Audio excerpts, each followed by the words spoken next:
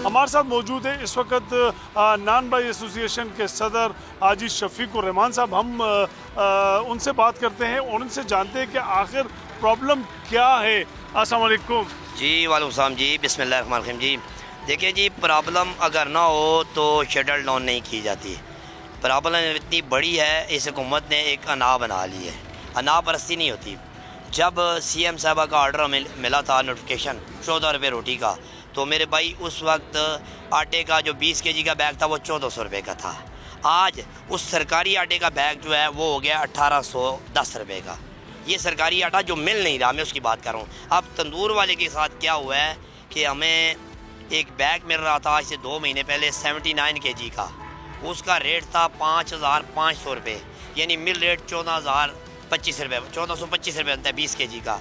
अब वो बैग 2 महीने में जंप कर गया है, 10,700 रुपये पे पहुँच गया है। लेकिन सीएम साहबा कह रही हैं कि रोटी 14 रुपये की, रोटी 14 रुपये की सीएम कह रही है। अब मुझे ये बताएं, आटे की कीमत डबल, रोटी की कीमत डबल होनी चाहिए 28 रुपये, लेकिन हमें इनसे 25 रुपये की डिमांड की है 28। लेकिन यहाँ पर देखें आप, ये भी तो देखें ना कि आटा बीच में उसकी कीमतें कम भी तो हुई थी ना, आपने उससे भी तो फ़ायदा उठाया ना। आज अगर आप कह रहे हो कि आटे की कीमत डबल हो गई है, लिहाजा 14 रुपये की जगह उसकी कीमत 28 रुपये की जाए, यही आटा आपको 800-900 रुपये पे गया था, आपने उस वक्त रोटी की कीमत में कमी की थी। जी मेरे भाई, अल्हम्दुलिल्लाह हमने 20 रुपये से रोटी 14 रुपये तब ही की थी कि जब आटे की कीमत नीचे आई थी। और इसी तरह अब खाली आटे का प्रॉब्लम नहीं है। देखिए, एक आटे से रोटी नहीं बनती है। रोटी बनाने के लिए एक दुकान की ज़रूरत है, उसका किराया है, उसके बाद सुई गैस की ज़रूरत है, मीटर लगा है, उसका बिल वही आ रहा है, लेकिन गैस है नहीं है, प्रेशर ज़ीरो है। एलपीजी पे आप तंदूरों का विज़िट करें ना, शहर आपके सामने है, तो एलपीजी पे रोटी पक रही है। उसके बाद जो सबसे बड़ा मसला बन गया है, जो जिसकी वजह से शटल डाउन हुई है, पैराफोर्स। पैराफोर्स का क्या मौक़िफ़ है? फ़र्ज़ करें आप मेरे कस्टमर हैं, आप मेरे पास आ गए, आपने कहा जी मुझे 2 रोटियाँ चाहिए, मैंने आपको 2 रोटियाँ दे दी 30 रुपये की, मैंने आपको कहा भाईजान 2 रुपये बाद में ले देना, लेकिन उन 2 रुपये में पैराफोर्स आती है। ये कस्टमर हमने भेजा है, इसको शफीक साहब आपकी बातें भी होंगी, लेकिन मुझे ये भी तो थोड़ा सा बता दें कि आटा रोटी की बात अगर होती है, हम सिर्फ जो 100 ग्राम की रोटी है उसी की बात करते हैं, जबकि जो नान है जो 30 रुपए का बिक रहा है उसकी कीमतों पे ना तो आपने कभी कमी की है, ना इंतजामिया की जानिब से उन कीमतों को देखा गया है। और जैसे कि सुबह में मॉर्निंग में पराठे बिकते हैं जो 50 रुपए से 60 रुपए का हो गया, क्या वो आटे से नहीं बनते? आपका सारा फोकस उसी पतीली रोटी पे होता है और इंतजामिया का भी सारा मौक़िफ़ उस 14 रुपए वाली रोटी पे होता है, जो कि मेरे ख्याल में मुश्किल से 20 से 30% बिकती होगी, बाकी 70% जो है वो नान बिकता है। मैं इसी तरफ आ रहा हूँ ना जी, मेरी बात तो पूरी होने दें कि 14 रुपये की रोटी है, आटा डबल हो गया। जो आपने बात की कि जी नान वगैरह, बिल्कुल नान वगैरह है, जब से रोटी 14 रुपये की हुई है हर कस्टमर आ रहा है हमें रोटी दे दें।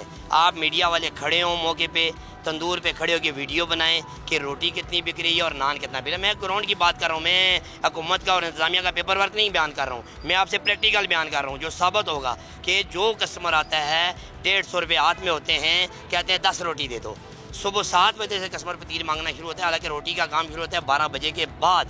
ये अवाम के और नान भाई के दरमियान एक बड़ा मसला खड़ा कर दिया गया है, जो कभी हल होने वाला नहीं है इस तरीके से। अब ये जबर कर, इंतजामिया का ये मौक़िफ़ है कि आपको जो आटा सरकारी गोदामों से दिया गया था, आपने उस आटे को लेने के बाद उसको इस्तेमाल नहीं किया। आपने ये कहा कि उस आटे का मेयार अच्छा नहीं है, जबकि दूसरा आपका ये भी कहना है कि आटा जो है वो आपकी ज़रूरत के मुताबिक नहीं दिया जा रहा। क्या कहेंगे इस बारे में? जी, जो आपने आटे की बात की और इंतज़ामिया की बात की, इंतज़ामिया ने मेरे अपने ऑफिस में बुलाकर ADC साहब जो हैं हमारे, उन्होंने ऑफिस में बुलाया, हमें कहा जी हम आपको वाफर मकदार में आटा देंगे। हमने कहा जी हाज़िर हैं। एक माहिदा हुआ कि नान भाई 14 रुपये की रोटी बेचेगा, इंतज़ामिया इसको आटा प्रोवाइड करेगी। उसके लिए हमने एक तरतीब बनाई। तरतीब ये बनाई कि जिस तरह मिल ऑनर आटा देता है डीलर को, डीलर आता देता है तंदूरों पे जाके, ये हमारा एग्रीमेंट हो गया।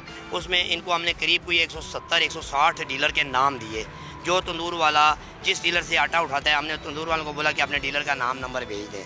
इनको दे दिया, लिस्टें मेरे पास पड़ी हैं, मैं आपको प्रोवाइड करूँगा। उन लिस्टों, उन डीलरों से आप पूछें कि आपको आटा मिला, जिस तरह इंतजामिया ने हमारे साथ तय किया, कोई आटा नहीं मिला। अच्छा चले हड़ताल के हवाले से बताएं कि हड़ताल में जैसे कि रावलपिंडी शहर में जो हड़ताल है ये भी देखा गया कि कुछ नान भाई जो है उन्होंने अपनी दुकानें खोली, क्या वजह है? दूसरा ये बताएं कि इंतजामिया की जानिब से क्या आपको वाकई धमकियां दी गई है, ये भी बताएं। जी भाई, आप धमकी की बात कहते हैं, मैं आपको प्रूफ दूंगा। मेरे पास एसी साहबान की रिकॉर्डिंग है, पैरा फोर्स के लोगों की वीडियो है, रिकॉर्डिंग है हमारे पास मौजूद है। मैं भी आपको देता हूँ कि वो ये कह रहे हैं कि तंदूर खोलो वरना 1 महीने के लिए सील हो जाएगा, आप पे FIR हो जाएगी। नहीं तो जब आपको धमकियां मिली, धमकियों वाली कॉल्स आपको मिली, तो आपको जाना चाहिए था ना, आपको इसके खिलाफ कार्रवाई करनी चाहिए थी कानूनी तौर पर जो भी है। किधर जाए, किसके पास जाए? कानून हमारे पीछे पड़ा है। हमारे सदर सेक्रेटरी को छोड़ दें, जो हमारे वार्ड नुमाइंदे हैं, जो हमारे तंदूर वाले हैं, उनके पीछे उनके घरों में जा रहे हैं, छापे मार रहे हैं। हमारे प्रॉपर्टी मालकान की तरफ ये पहुंच गए कि इनसे तंदूर खाली करवाएं या इनको बोलें ये रोटी बेचें। ओ भाई, रोटी बेचें, हम कुछ सियासी पार्टी नहीं है, हमारी रोटी रोजी का मसला है, हम तंदूर वाले हैं, हम सियासत नहीं कर रहे। तंदूर नानबाई ने खुद बंद किया है। किसी जगह पे आप इधर मेरे साथ जाएं, जितने तंदूर बंद हैं, मैं सब मालकान को बुलाता हूँ, उनसे पूछें आपने बंद किया या तंजीम ने बंद कराया? जब एक दुकान पे डेली 7-8 हज़ार रुपये का लॉस होगा, वो कौन चला पाएगा? 2 महीने में मेरा हर तंदूर वाला 3 से 4 लाख रुपया लॉस में जा रहा है। इसलिए हमने 2 महीने तक इंतजामिया को, हुकूमत को टाइम दिए रखा, टेबल टॉक होता रहा, ये टॉक। अच्छा ये बताएं भी आप कुरैशी साहब के, अगर आपके मुतालबात पूरे नहीं होते तो क्या करेंगे? हड़ताल का जो दायरा कार है ये भी बढ़ेगा, किस तरीके से फिर इसको आप देखेंगे? मुझे सर जी अल्हम्दुलिल्लाह आज अटक से लेकर जेलम तक तमाम तंजीमें ऐलान कर रही हैं कि तंदूर बंद हो रहे हैं जी। फिर कल से पंजाब से ऐलान आएगा कि जेलम से लेकर राजनपुर तक तमाम शहर बंद होंगे। सब्सक्राइब करें और बेल दबाएं ताकि कोई खबर रह न जाए।